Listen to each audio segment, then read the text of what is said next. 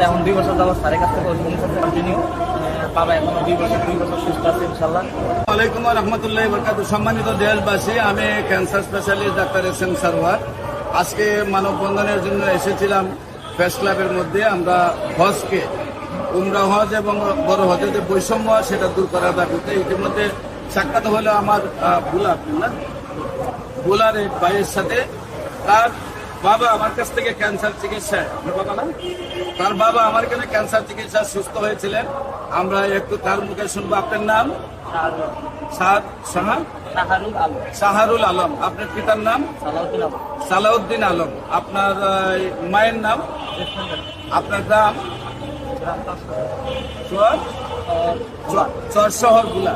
আচ্ছা, আপনার আব্বার কি হয়েছিল বা কোথায় কোথায় চিকিৎসা করেছিলেন, আপনি কিভাবে সুস্থ হয়েছেন একটু দেশবাসীর উদ্দেশ্যে বলেন। আসসালামু আলাইকুম, আমি শাহরুল আলম, বাংলাদেশ পুলিশে নিয়োজিত আছি।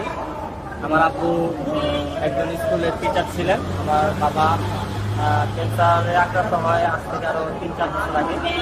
আমরা ঢাকা ক্যান্সার হাসপাতালে, সরকারি ক্যান্সার হাসপাতালে, মুখ্যমন্ত্রী ক্যান্সার হাসপাতালে যাই। সেখানে প্রায় 6 মাস ঘোরার পরে 5 থেকে 6টা কেমো দেওয়া হয় আমার বাবাকে। দেওয়ার পরে ডাক্তার বলছিল উন্নতি হবে, তারপরেও হয়তো উন্নতি হয় নাই কোনো কারণবশত, অবনতি দিকে যাচ্ছিল। পরবর্তীতে আমি ঠিকানা পাই। ঠিকানা পাওয়ার পর ওনার সাথে যোগাযোগ করি। যোগাযোগ করার পরে উনি আমাকে 1 মাসের ওষুধ দেয়। ওনার সাথে আমি যোগাযোগ করার পর উনি খুব ভালোভাবেই রিপোর্টগুলি দেখছিলেন। এক ঘন্টা সময় নিয়ে, প্রায় 1 ঘন্টার মতো সময় নিয়ে রিপোর্টগুলি দেখছেন। দেখার পরে আমার বাবার ওষুধ দেওয়া হয়েছিল। আমি বাসায় নিয়ে যাই। যেখানে ডাক্তার ফেরত দিয়ে দিচ্ছিল, ডাক্তার বলছিল বাসায় নিয়ে যান। বাসায় নিয়ে যাওয়ার পরে আপনি হয়তো 2 মাস সময় পাবেন, এরকম। তো আমি ওনার সাথে যোগাযোগ করার পরে ওনার ওষুধ নিয়ে বাসায় যাওয়ার পরে 22 দিন পরে আমার বাবা স্ট্রোক করে।